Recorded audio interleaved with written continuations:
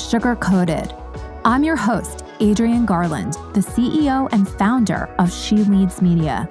For far too long, women have been conditioned to sugarcoat their words, their actions, and the way they show up in the world, and to conform to certain cultural norms and ideals.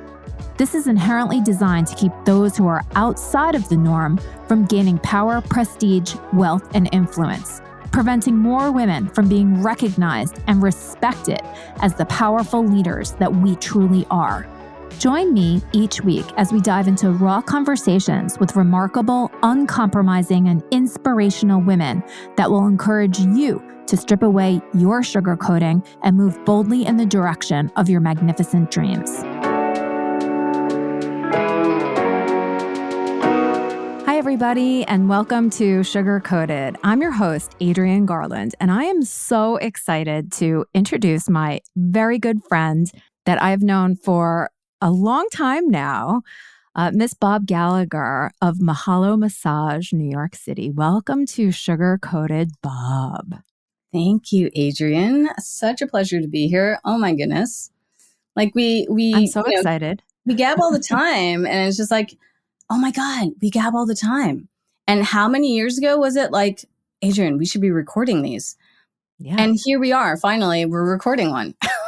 Yeah. And I definitely remember us recording a test. Yeah. A test recording. I think it was maybe before I started Sugar Coated or in the midst of it. But this is the official, live show. And I'm so excited to have you on the show because I think more than anyone, you understand this concept of not sugarcoating conversation, right? Especially when it comes to women entrepreneurs. I don't have time or energy for bullshit. I might have a lot of my own bullshit, but like my life's path is to wade through the bullshit and like shed it. Yeah. Shit it. I'm trying to shit the bullshit. Shit the bullshit You right out of you. Listen, that is a good title for a book. Shit the bullshit. I love it. Oh well, my you heard God. It, you heard it here first. You heard it here first. So for those of my audience that do not know you, why don't you just take a moment or so and just let everybody know a little bit about who you are and what you do, and then we can get into everything. Yeah. Okay. I am, oh man, like on the spot. It's like, well, I have ADHD. Yeah. I'm really ambitious. No, I'm a badass. I'm a mom. So I am a human being. I'm a woman just making it happen. I am an entrepreneur. I went into private practice, a massage practice privately. I don't know, 13 years ago now. And then I expanded into a small business 9 years ago. And I love working with people. And so much so that at some point I was like, I need to start a podcast. And so now I also have a podcast called Bank the Fire that is currently on hiatus. And I got to say, I actually owe my podcast to you because you were talking about women in media, and you and I were having such fantastic conversations. And I was like, why do other people know about this? Because we forget, like we're such go-getters, and we just make things happen that we forget that not everyone is aware that they can just make things happen. Yeah. Yeah. So yeah, that's, I think that's it. Yeah. Okay. So I think this is how all of our conversations start. So you like throw that softball out there, and then we start to go down a path. So I totally love this discussion topic about the fact that we literally can make anything happen, right? It's all reality. It's all what we believe is our reality and what we're capable of. And we are the ones that decide to make things happen. Right. Right? It's really a choice. It's perspective, right? It's a choice. And I think what has happened, generally speaking, to women and others is that society has conditioned us to believe that we need to follow a certain path or, go down a certain road in order to have what we want or be successful, whatever that means to us. And P.S., we don't need to follow these rules. We don't. Yeah. And in fact, the people that don't are the ones that are getting it done. Right. I was listening. I finally picked up You Are a Badass by Sincero. S-I-N. Yeah, Jen Sincero. Yeah. Sincero. Yeah. I'm listening to the audiobook. Sincero. So yeah. So I'm able, I was like, yeah. Anyway, like I would, yeah. Hi. And I was always put off by the title, but at some points it was, you know, you hear all those stats about like the divide between political parties. And if you're on one side of the line, you refuse to learn about the other side of the line. And so you end up in your own echo chamber of knowledge. Yeah. And so knowing that, I was like, I'm poo-pooing this book because of the title. And let me listen to a sample of it. Let me check it out. Like if I can listen to The Power by Rhonda Byrne and love it, then why can't I also love the other ends of the same spectrum of You Are a Badass, right? Yeah. The Power. You Are a Badass. It's like, it's all saying the same thing, but different packaging. Like Tony Robbins has his own package. Deepak Chopra has his own package. Mid last century, Neville Goddard has his own package. You know, all these people. Anyway, I listened to a sample of it and oh my God, it's so great. Yeah. She's pretty great. She actually is a badass. She is actually a badass. And it's like, it's only when not only when, but quite often it's when you're going through the muck of life and the same thing is just happening over and over and over again. And, you know, this is going back to like, it's a choice to make things happen. It's really easy to say that. It's like, I choose XYZ. And it's like, is that wishful thinking? Yeah. And it's like, okay, maybe because for the last 6 years, for as long as we've known each other, I was like, I want to be able to grow my business. And like, why isn't it expanding? And like, oh my God, it's so hard to hire somebody like good. I don't want to manage people. And there were all these stories that I had that I didn't realize I had. And it's like, so now I've made the choice. I want my business to be bigger and it's not happening. So then it becomes an examination of what needs to change. And that's why I'm digging Jen Sincero's book, because that's what she was going through. She was like talking about like crying hysterically in public, like dating the same loser, like, you know, same asshole type of guy. And it's like when life becomes a struggle constantly over and over and over again, understand everyone. I think it's like, hopefully they get to the point of understanding that the only common factor there is the self. Yeah. And if you want anything to change, it's going to be the self, you know, attracting what you reflect. It's like, you want this, but this is what you're getting. Understand that, like, and you're allowing that thing that you don't actually want into your life.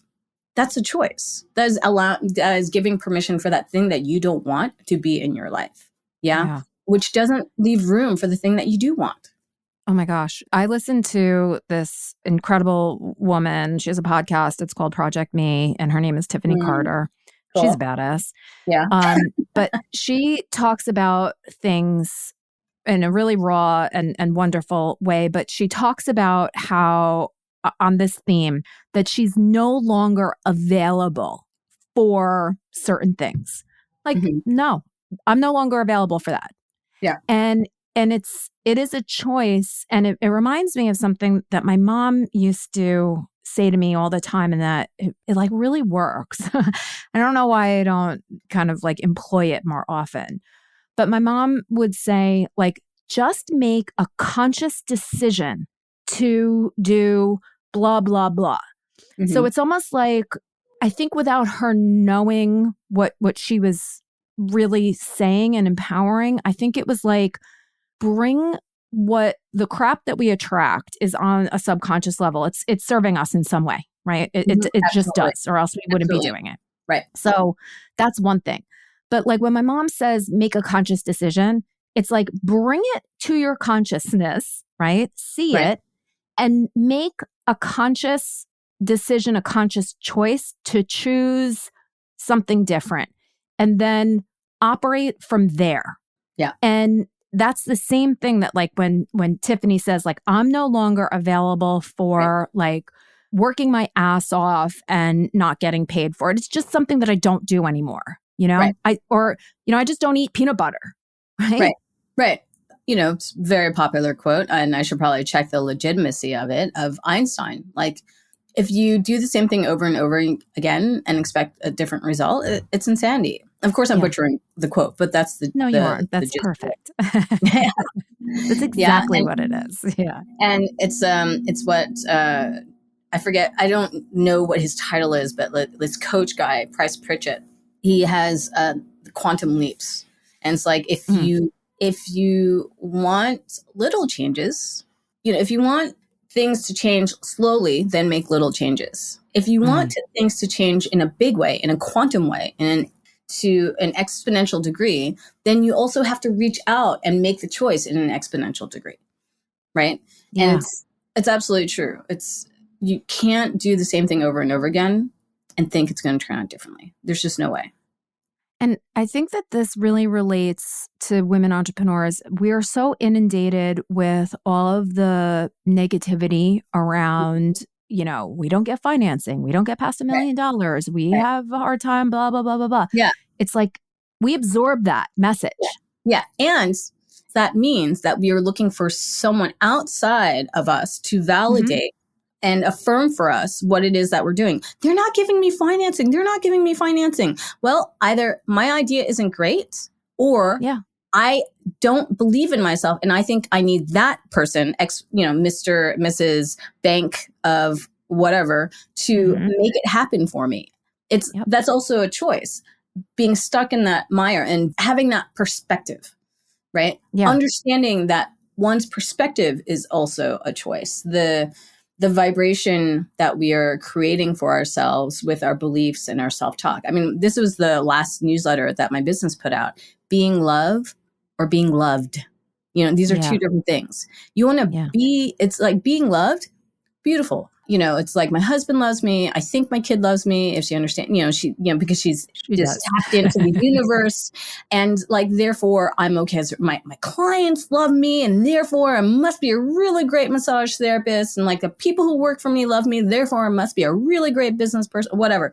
It's like everything on the outside, it has to be very specific circumstances for me to feel validated and loved. What happens to my identity when all of that goes away, right? Yeah. Versus I'm with myself all the time. How can I be the light that I seek? Yeah. Right. And then, so being the love. So it's again, going back to, it's like getting mired in the negative versus focusing on, not to say like, again, it's such a fine line, wishful thinking versus, negating the negative, right? Yeah. Not to say that the negative doesn't need to be worked through. The negative needs to be worked through. Like, I've had amazing revelations in the past couple of years. Like, there were some things I was really anxious about. And I was like, for some people, when you're anxious about something, that's just the way it is. I no longer believe that. Because when I dug up this childhood memory and realized how I've been carrying the burden, not the burden, but like carrying this gift of memory and then using it to give myself a facsimile of a safety net my whole life, aka anxiety, to protect, quote unquote, protect me. As soon as I found that source, I was like, I don't need this net of protection anymore. Yeah. Yeah. And in a couple of different ways, to, not to get into such, too specific of a detail, but it's like, I am like, once I that came into my consciousness, I stopped being so anxious about those things. I stopped being so anxious about death. I stopped being so worried about pleasing other people, or I was so worried about being an inconvenience to people that I couldn't even own my space. Yeah. Right. That's crazy. And so again, not to say it's like, just focus on the good, but when the negative keeps coming up, let's say, treat it like a gift. Like you say, it is there to serve us. And so when that negative keeps coming up, hang out with it. Hi, you're here constantly. Let's be friends. Right. Why am I so scared of everyone leaving the house and dying and not coming back? What is this abandonment? Is this an abandonment issue? I don't think so. I'm just worried that when my husband leaves the house, he's going to die and he's not going to come back. Oh, okay. So we are going to detail. My mom would joke about death all the time. And so at a very young age, I was like worried about someone going away and never coming back. Yeah. And so make the choice. Recognize there's the conscious choice and then there's the unconscious choice, right? Yeah. Like, here's this thought. It keeps coming up. It keeps haunting me. Okay. It's like The Sixth Sense. At some point, the M. Night Shyamalan movie, it's a great movie. At some point, that main character recognizes that these ghosts just need someone to communicate with. And he's a fantastic medium. So if he can hang out with them, talk to them, understand them, develop a relationship with them, then he realizes there's nothing to be scared of. They're just a part of his existence. Wasn't he dead though? Wasn't that the kid wasn't dead. The kid wasn't dead. Yeah. Right. Bruce Willis's character was dead and and that's the catch. Hey, and didn't realize it. Yeah. Yeah. Sorry for everyone who's not. Yeah. It's been out for a little while. If you haven't seen it yet, but it's even knowing that, I don't know. I enjoy M. Night Shyamalan, the way he built the suspense. Yeah. Right. It's the unexpected. I want to pause and kind of go back to a couple of things that you said. So I think that we do have to recognize, and again, without playing a victim, we have to recognize that so much of what's in our psyche are things that we have been, indoctrinated in society and within your family and in school and all of it. We have been conditioned to think and behave in a certain way. So some of this tension, anxiety, confusion is because we recognize that, wait a minute, that doesn't work. Right? We've recognized that it doesn't necessarily work for our lives. So we do need to roll it back and give ourselves a little grace and to say that, this is how we were conditioned. We need to unlearn some of that. And that is very uncomfortable, especially, we're not 20, right? So we can't just, randomly operate in a different way. But we can make a decision that maybe the way that we were educated and, conditioned isn't working for us. And so what are the parts that do work and what are the parts that don't? And how can we look at those things, like you said, like, hey, you're always with me. Like, let's examine why you're here. Like, let me ask some questions. And if you can't do that on your own, which it is very difficult, there's absolutely no shame in getting someone to help you work through that, whether that's a friend or a therapist or a coach or whatever, because that's another thing that we were conditioned. Like, we got to figure it out on our own. And if we don't, we're weak. Yeah, it absolutely is possible to get. I see it so much in men. I definitely see it in women, but I see it like, it's not to say all men are like this, but the majority of heteronormative males that I know are so insistent on, I need to be able to figure this out myself. And let us all remember that we are part of humanity. Yeah. Right? Have been able to survive because of our relationships with each other. So why not call upon a friend? Why not call upon a therapist? Part of having that jewel that is currently encased in a rock or encased in mud, in my opinion, it's because we were not given safe space to be able to tap into the jewel that's in the middle. Yeah. No. And so because we didn't have that safe space, to your point, it feels like we need to be able to do this thing ourselves, figure it out ourselves. But as a massage therapist, so often when I'm touching people, it's like, oh my God, I didn't know that was tender. And I was like, yeah, because you're living your normal. And it's only when someone comes along and gives you a sense of relativity that you can then recognize what is going on, right? It's all relative. Like I am in my normal all the time and it's like, it's so easy to think, doesn't everybody think like this? You know, whatever the thought pattern is. And it's just like, yeah, no, I am a unique snowflake. Better or worse, I'm a unique snowflake. And together, you know, we create this beautiful snow landscape. But anyway. I think one of the things that's interesting about your particular business and what you do is, you know, you're in the healing arts, right? You're helping other people through physical, and I know it transcends physical. I know it does. I'm just saying that, like through physical, you know, manipulation of muscles and energy and all of that. I think sometimes what happens, and I like, because I do it all the time, I make general statements about women. Like we are conditioned or whatever. I don't know if it's in us, but we help people, right?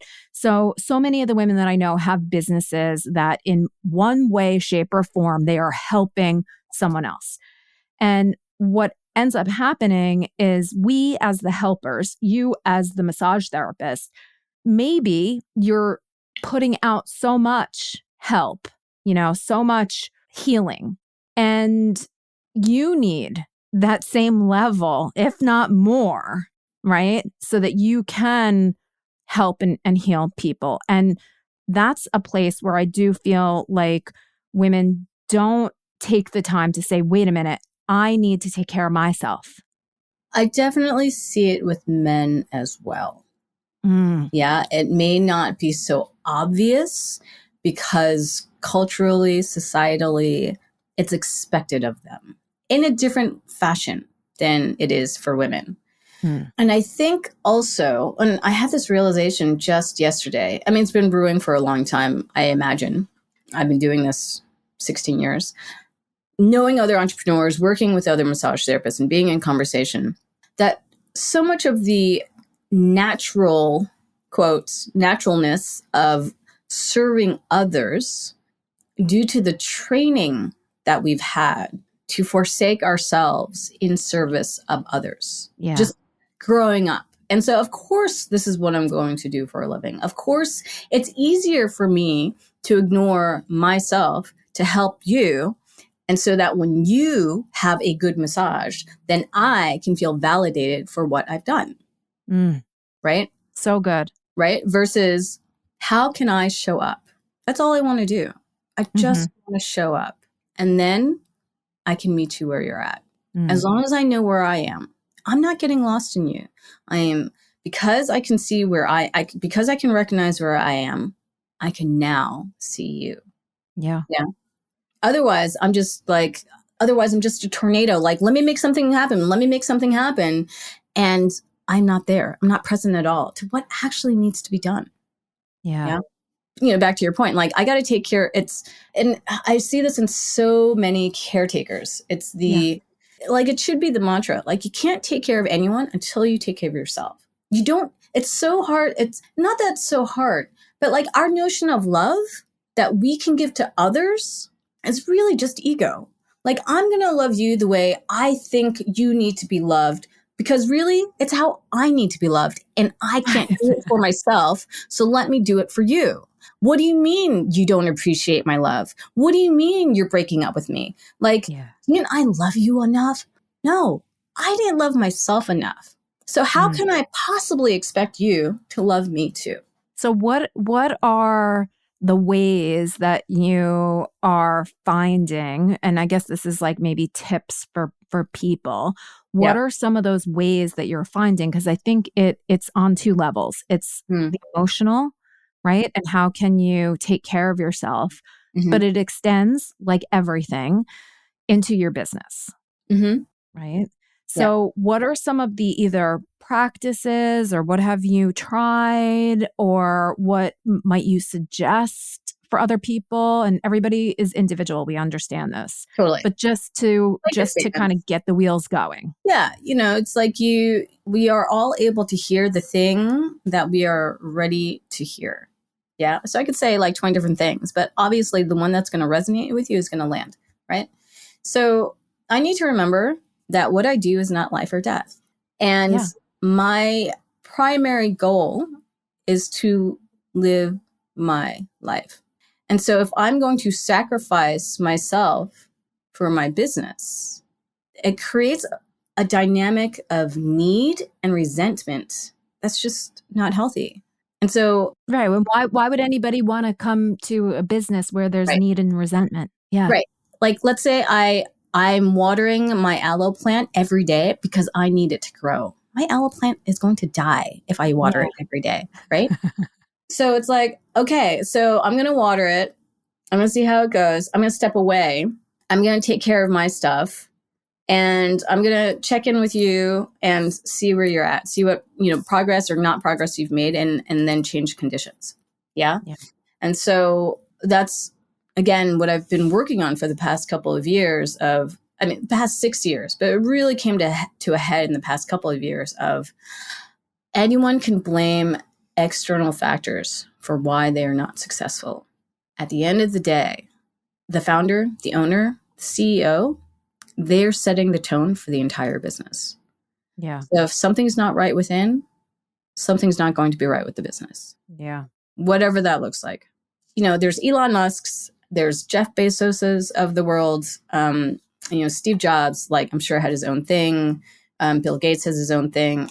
I don't get it. It's cool. I was listening to the Armchair Experts today episode with Dr. Peter Attia, whom I admire so much. And I had to stop listening to him because he's such an arrogant fuck. But of course he's an arrogant fuck. That's what you want from a doctor. But he was an arrogant fuck. And it's mentioned in this episode. It's mentioned in this episode. It's like I can't remember who he was quoting, but he was talking about like great leaders or people who are quote unquote so successful. One of the mantra that's kind of going through the mind is, I gotta be so great so that no one knows that I am worthless. Yeah. Yeah. Like, think about what it is. What does success look like? And what do you actually think it's going to give you that framework of success that you have in your mind? Like, my business is going to do XYZ number of dollars per year. I'm going to have number of massage therapists working for me. There are going to be so many appointments. What do I think is going to happen? I'm still going to have me at the end of the day. No matter how much money I make, it's still going to be me at the end of the day. So what is my goal in life? To be successful at life. Everything whatever else, that means. Yeah. Whatever that means. Everything else is just icing. It's just cake, right? But like, I want my steak. I want my life to be beautiful, right? And what does that look like? I've got an amazing kid. I love my husband.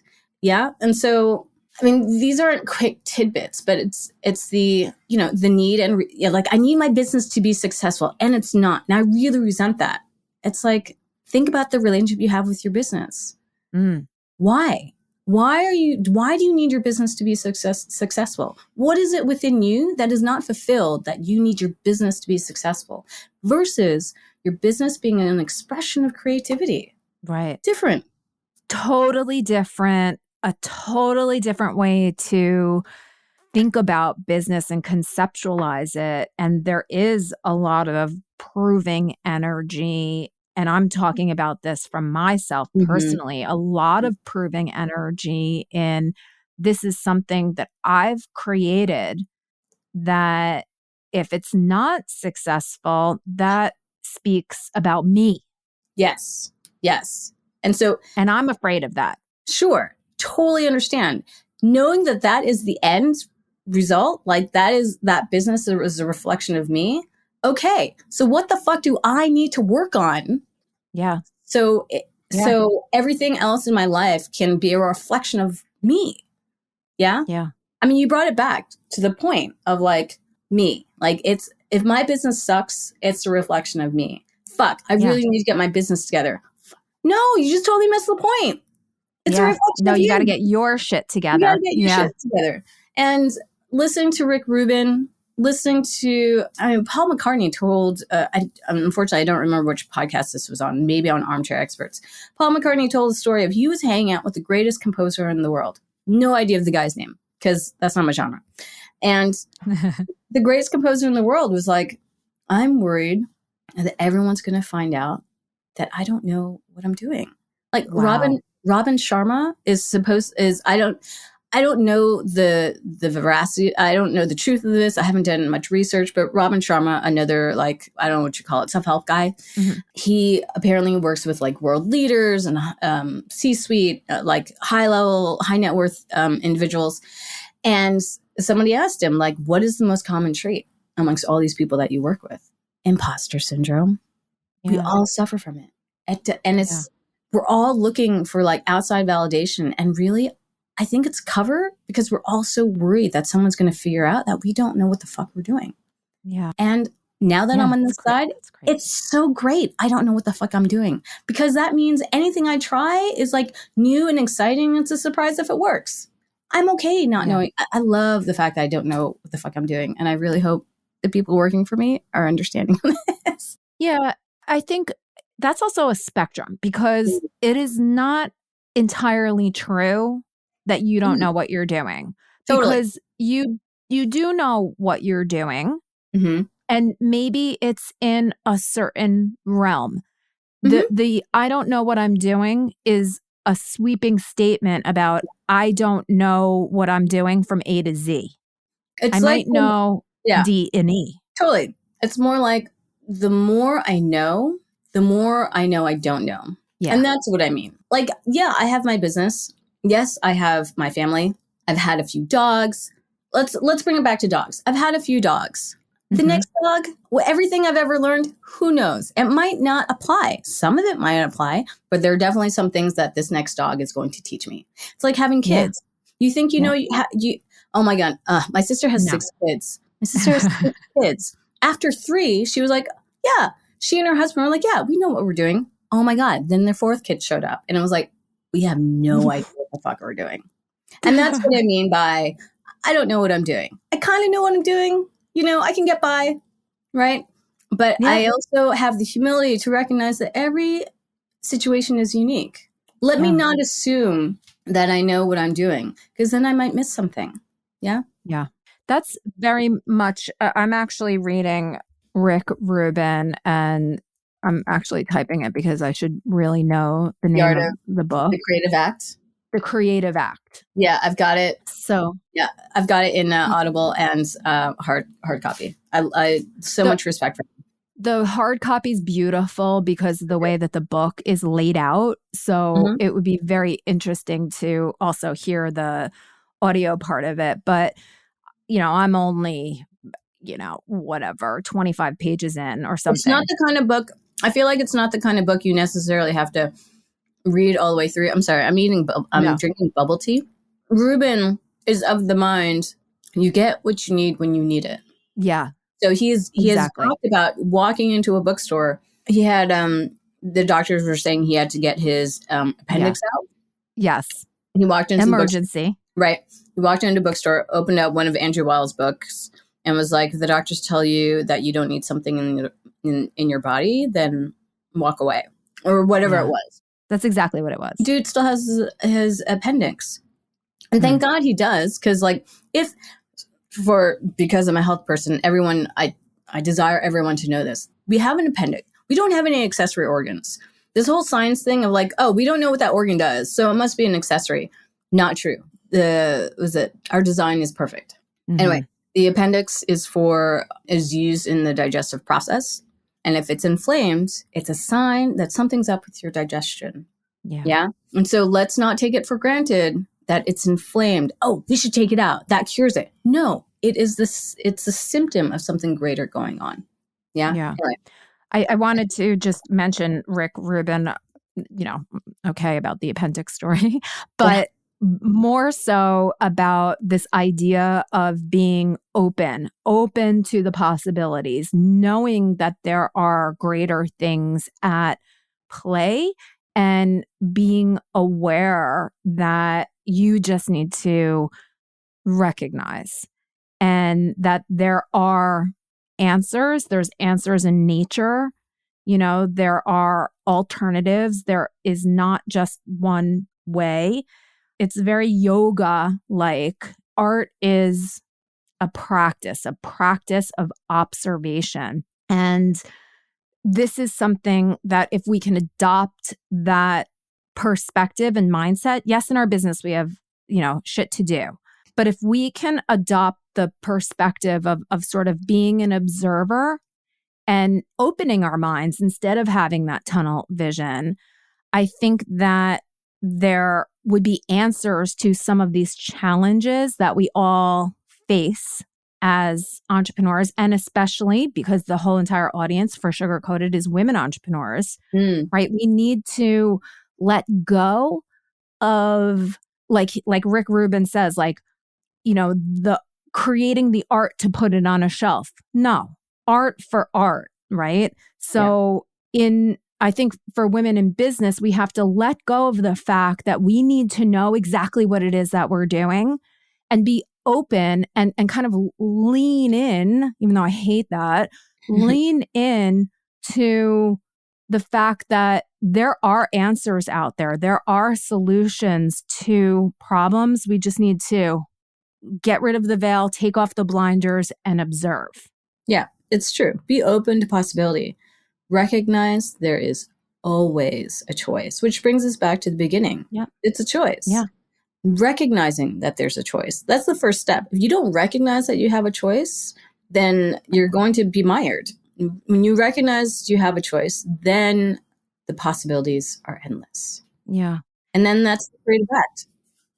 I think what we can also do, and maybe I'm speaking to myself, but we can also recognize that we need our business to be successful, right? We need a certain outcome. Well, maybe it's the business as it exists right now in the state that it's in. Maybe that is the thing that requires changing. Maybe it's not this business that is going to be successful, but rather the next iteration of it or something completely different. And know that, where you are and everything that you've learned is applicable, right? It's all information. It's all a process. One experience feeds the next experience. I don't know what I'm doing, except that I've been in business for 13 years. Clearly, I know some things. Something. And being open to the possibility that there's something I may not know. Yeah? Yeah.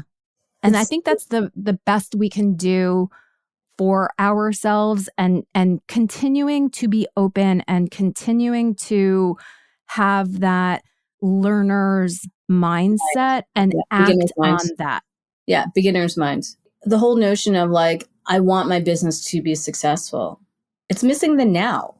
Taking the time to recognize everything that we have done thus far and finding the joy and celebrating that success right there. Because if we can't recognize how far we've come right now, what makes us think we're going to recognize 20 steps later? Yeah. How can we get to 20 steps later? It's the whole notion of now, was it Lao Tzu? It's if you're anxious, if you're depressed, you're in the past. If you're anxious, you're in the future. Right. And the joy is in the presence, the present. Right. Yeah. And it's homeostasis. It's equilibrium. It's not a fixed state. It ebbs and it flows. And somewhere in the middle, we're in the present. So we keep shooting for the future. The desire to be successful is us shooting into the future, totally missing the past, and definitely not hanging out in the present. Yeah. So for all you listeners out there, please take a moment to celebrate everything that you have done thus far. Hang out in the presence of your reality in this very moment. Oh my gosh, I love this so much. And I'm going to do a call to action around that.